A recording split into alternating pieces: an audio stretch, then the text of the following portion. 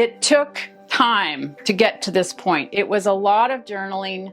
My book is actually created, a lot of that was created at 3 and 4 o'clock in the morning. I would wake up and I would journal on my phone, and then I compiled all those journal entries. Some of them were Facebook entries. I compiled a lot of those, added a bunch more, put in about 300 or 400 hours into that first book that I put out called Weight Loss Success: How I Lost 80 Pounds with Intermittent Fasting and a Low Carb Diet.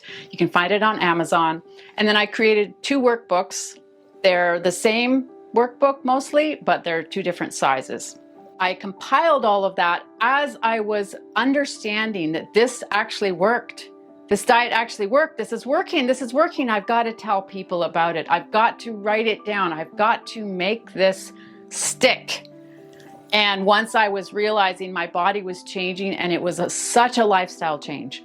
Not waking up at 8 in the morning and making pancakes with chocolate chips in them, pancakes on Saturday morning, that was a lifestyle change.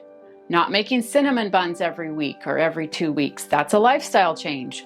Not putting stuff in my grocery cart that I will be tempted to eat later and regret it, like chocolate bars, like ice cream, like chips, like pop or juice or any of those kinds of things that in my 40, 50 years that I would have put in the grocery cart.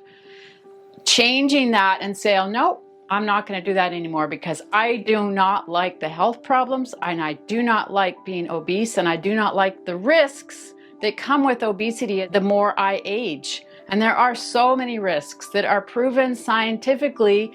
When you age and you're obese, those things together are a recipe for malhealth. And I was having more and more health issues. I did end up getting cancer. I had a mini stroke. I had health issues, and I would come in and out of being malnourished because of my yo-yo dieting, all kinds of stuff. And I don't know how many years I have to live, because I abused my body by eating so many carbs and so many sugars and out of balance in comparison to the healthy food.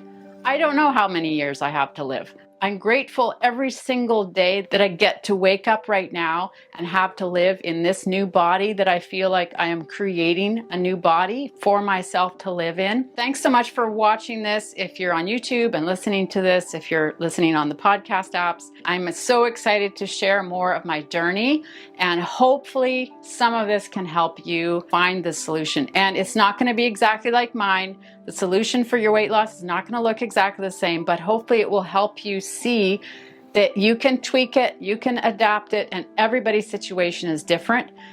Don't be hard on yourself. Be patient with yourself. Know that it takes time to make new habits. You can check out my books on Amazon. I've got the book that I wrote right after I'd lost the weight, and then I wrote these 2 workbooks and journals, and there's 2 different sizes here. And I have courses coming up where I will be sharing even more of what worked back then to lose the weight and what's working to maintain the weight.